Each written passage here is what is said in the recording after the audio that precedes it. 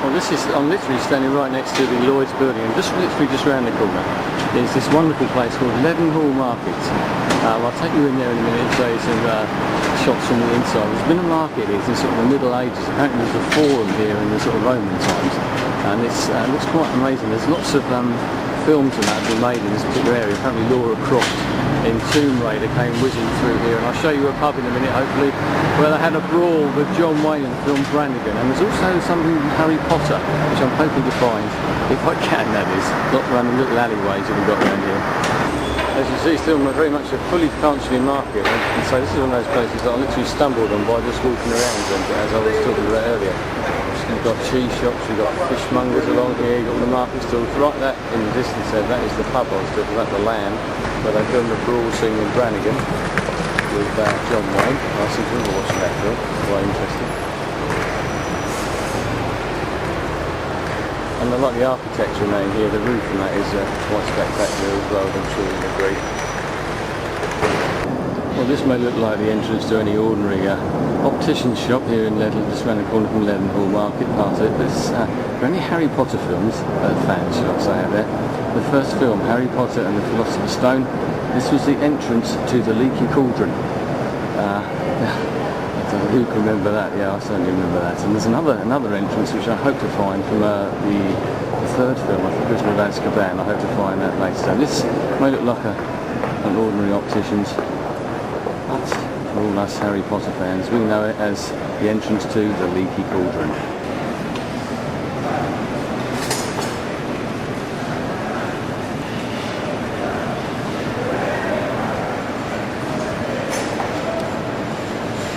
Just walked a little bit further on the road, and this particular church is one of the most famous churches in London. It's St Mary-le-Bow Church.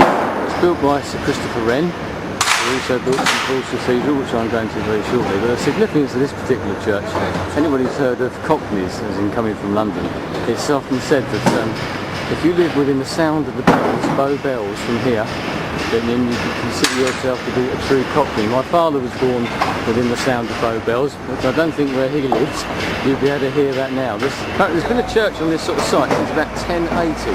Which, there you go, and there go the bells. I can only just about hear them from here, so you have to be pretty damn close to be classed as a Cockney nowadays. Literally about a quarter of a mile away from the last place I showed you, St Mary-le-Bow, built by Sir Christopher Wren, and here is his most famous building, St Pauls Cathedral.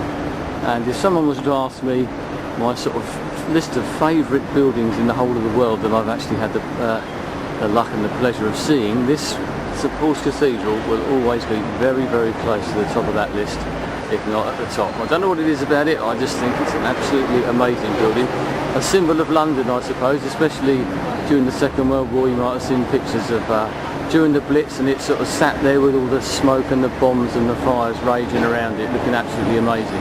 It's as amazing inside as it is outside, so I'll show you a couple more views. I'm very close, and obviously it's quite a tall building, so I might not be able to get it all into shot, but we'll see what we can do. Well, as I said, there's no easy way of getting the whole of St Paul's Cathedral in. I had to walk down the road slightly to get it. There's some famous steps that you might remember from sort of weddings from in the past, and that the cathedral itself, as I said, was built by Sir Christopher Wren. It was built, there was a medieval cathedral here, but that was destroyed in the Great Fire of London, which started about half a mile away, just down the road from here. And this was built afterwards, designed by Sir Christopher Wren.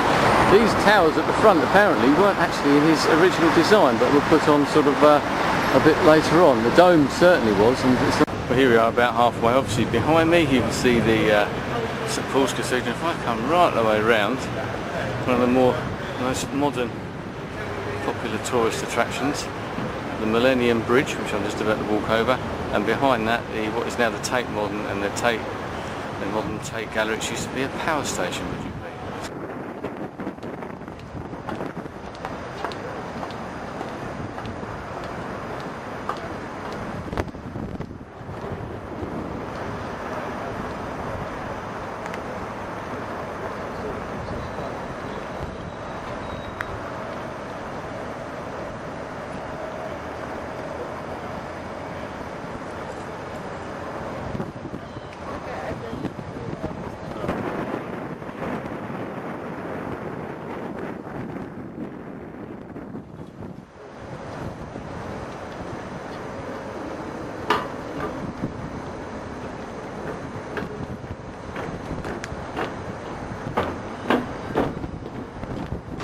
As you can read what this says if I come along here.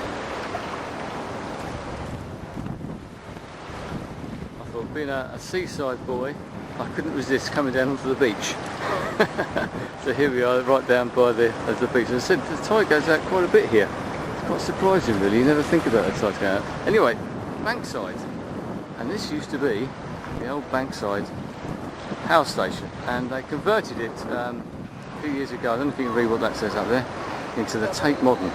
Very interesting place, especially inside where the turbine hall used to be.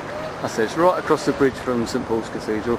Well, here we are, Shakespeare's Globe Theatre, rebuilt by an American, Sam Wanamaker, the American film director. It was his sort of lifelong quest. Unfortunately, I think he died in the 1990s. I can't remember if he actually saw it completed or not. It'd be a very great pity if he didn't. But he campaigned for years and years to get this place rebuilt. It's not exactly where the original was. The original was literally only a few hundred yards away, but it's still regularly, it's built exactly the same as the original one was, that Shakespeare obviously used way back. And they still have sort of plays here regularly, especially during the summer. Built exactly the same. They got the pit and the way that the original theatre was. And what an amazing place actually, this little thatched roof. So it's completed 10 or so years ago, I do believe.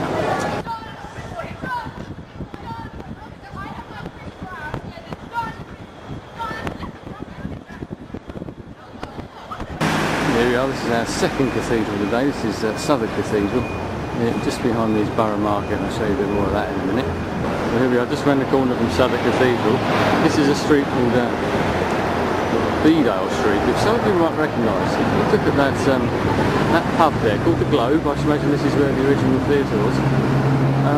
Anyone who's seen the film Bridget Jones' Diary may well recognise it, because apparently she lives right above that. And I do remember the street from the film, and actually the film Bridget Jones' Diary, I remember I used to go past on trains, right up there, as that one was just going past.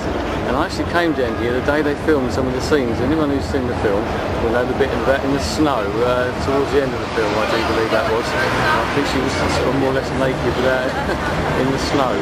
And I happened to come down and all the fake snow was still on the ground and on the windowsills and everything around here. But it's actually quite a nice little pub as well. I used to come in here sort of quite a long time ago.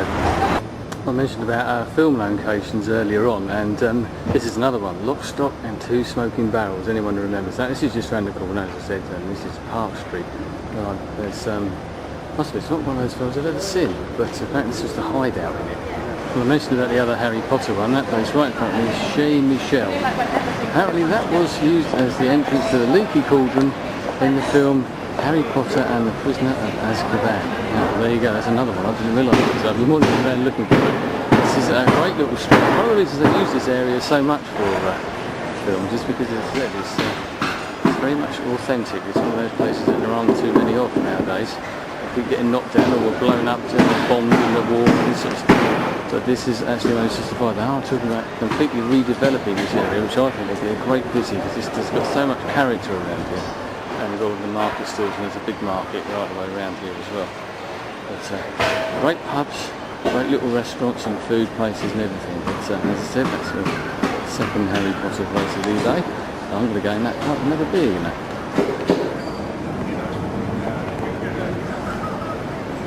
Yeah. Well, that's just about it for me. Back at London Bridge Station, where I started off from. I hope you've enjoyed the walk. Something that I've enjoyed.